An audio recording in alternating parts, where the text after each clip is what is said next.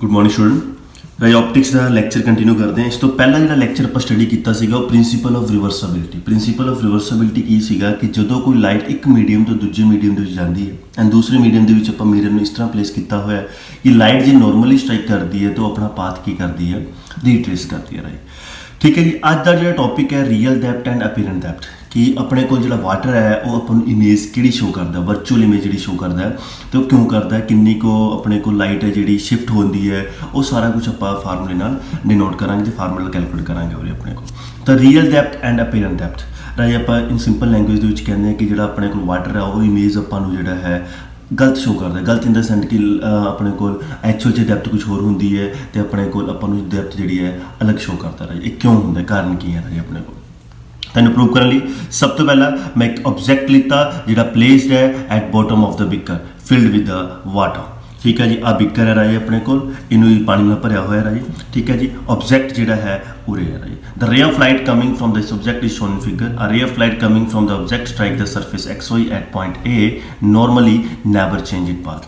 कहता कि आ अपने को बिकर है, ये बिकर के अपने को पानी भरया हुआ है राजे। इतने ऑब्जैक्ट पे है तो ऑब्जैक्ट की लाइट जी जा रही है डेंसर टू रेयर जा रही है क्योंकि आ सैकेंड मीडियम है, फर्स्ट मीडियम है, ये डेंसर है, ये रेयर है।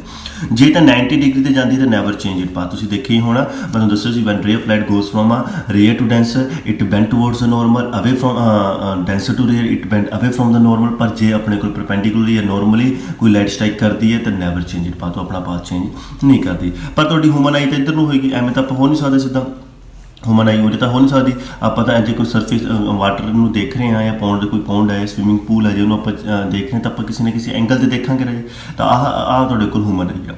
तो की होंदा कि जे तुसीं तो 90 डिग्री देखोगे तो never change it path, but जे तुसीं बी पॉइंट से देखोगे तो लाइट राजे अपने ऑब्जैक्ट उरे होगा पर अपन जी अपीरेंट डेप्थ दिखूगी वो उरे दिखेगी राजे क्योंकि लाइट जी है बेंड होएगी जो डेंसर टू रे जाएगी, it bend away from the normal Raje. Okay तो राजे यही फिर मैं डायग्राम आह जो है डी ए नॉर्मल शिफ्ट कि शिफ्ट किया डेप्थ जी कि शिफ्ट हुई आ उर तो लेके उर तक डिस्टेंस में वाई मान लिया, उर तो लेके उर तक डिस्टेंस में एक्स मान लिया। ए तो एंगल आई है, ए तो एंगल आर है। जे ए आई है तो ये भी आई है क्योंकि अल्टरनेट एंगल ने, अल्टरनेट एंगल ने तो दोनों लाइना क्यों नहीं पैरेलल ने, ताही अपने को अल्टरनेट एंगल ने। ये एंगल आर है, ये भी एंगल आर है क्यों, कोई कोरस्पॉन्डिंग एंगल्स ने। ठीक है जी।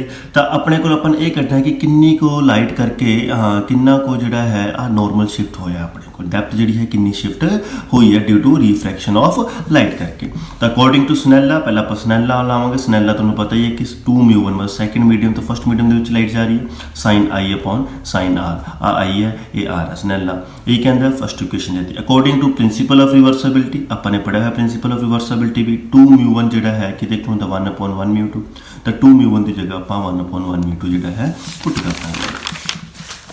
1/1μ2 पुट करते हैं कुछ sine i upon sine r हो गया। इधर की कर लिया अपने रेसिप्रोकल तो sine r upon sine i हो गया। हुण मैंने साइन आर की वैल्यू चाहिए सी, साइन आई की वैल्यू चाहिए सी। मैं दो ट्रायंगल लिखे एक ओ ए बी एक ओ डैश ए डैश बी मतलब ओ ए बी एक आ लिता एक ओ डैश ए बी आ लिता। ये एक बार साइन आई लात्या तो ये एक बार मैं साइन आर लात्या ताकि मैंने इसकी वैल्यूज पता लग जाता है। तो साइन आई की वैल्यू कर ली, साइन आर की वैल्यू कर ली, ये वैल्यू मैं उन्हें पुट करती। ए बी नाल ए बी की हो गया कैंसल तो ओ बी तो ओ डैश बी अपने को आ गया। ठीक है जी। If point B is very near to A राजे जो पॉइंट बी है ये बड़ा जो नेड़े होवे ए वैसे जो मैं एंगल ऑफ इंसीडेंस क्रिएट किया राजे ये बहुत ज़्यादा है तुम दिखाने लिए राजे डायग्राम के बट ये आई का एंगल ऑफ इंसीडेंस बहुत घट होंगे राजे बहुत ही ज़्यादा घट होंगे इन्ना को बस। ठीक है जी। तो इस करके मैं मान सकता कि बी पॉइंट जो है ए पॉइंट के बड़े नेड़े है तो सो बी नूं आपां रिप्लेस कर सकते हैं ए दे नाल। तो ए हो गया रियल डेप्थ तो ओ डैश ए हो गया अपीरेंट डेप्थ। इसका मतलब रियल डेप्थ में कितना डिनोट किया एक्स के नाल, अपीरेंट डेप्थ में कितना डिनोट किया वाई के नाल। तो नॉर्मल शिफ्ट कितना शिफ्ट होया हो उन्होंने कटने लिए आप करेंगे एक्स माइनस वाई। एक्स इसी तरह वाई की वैल्यू तो कट सकते हैं एक्स अपॉन म्यू तो एक्स कॉमन कट लिया 1 - 1 अपॉन म्यू। तो तुम कट सकते हो कि कितना शिफ्ट होया जो तुम्हें एक्स पता है तो उसका रिफ्रैक्टिव इंडेक्स पता है तो तुम्हें ईजिली पता लग जाऊगा कि जी एक्चुअल डेप्थ कितनी है तो रियल डेप्थ की है।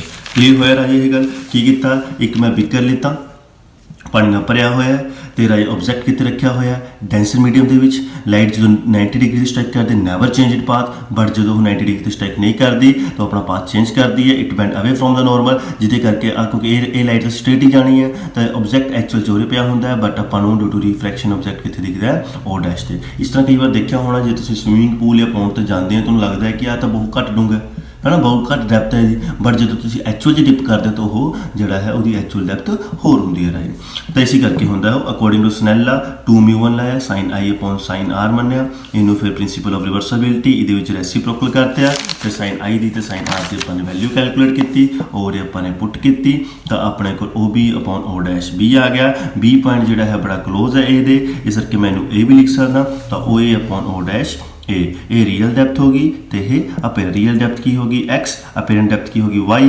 ਤਾਂ ਜੇ ਨਾਰਮਲ ਸ਼ਿਫਟ ਕਰਨਾ ਹੈ x ਮਾਈਨਸ y, y ਦੀ ਵੈਲਿਊ ਕੀ ਕਰ ਦਾਂਗੇ ਪੁੱਟ, ਤਾਂ ਆਪਾਂ ਨੂੰ ਪਤਾ ਲੱਗ ਜਾਊਗਾ ਰਾਜੇ ਕਿੰਨੀ ਕੁ ਉਹ ਲਾਈਟ ਜਿਹੜੀ ਹੈ ਸ਼ਿਫਟ ਕੀਤੀ ਹੈ। ਓਕੇ, ਤਾਂ ਇਹ ਸੀਗਾ ਅੱਜ ਦਾ ਟੌਪਿਕ ਰਾਜੇ। ਅਗਲਾ ਟੌਪਿਕ ਬਹੁਤ ਜ਼ਿਆਦਾ ਇੰਪੋਰਟੈਂਟ ਹੈ, ਰੀਫਰੈਕਸ਼ਨ ਫਾਰਮੂਲਾ, ਇਹ 6 ਮਾਰਕਸ ਦੇ ਵਿੱਚ ਆਉਂਦਾ ਹੁੰਦਾ ਤੇ ਇਹ ਆਪਣਾ ਨੈਕਸਟ ਟੌਪਿਕ ਹੋਊਗਾ।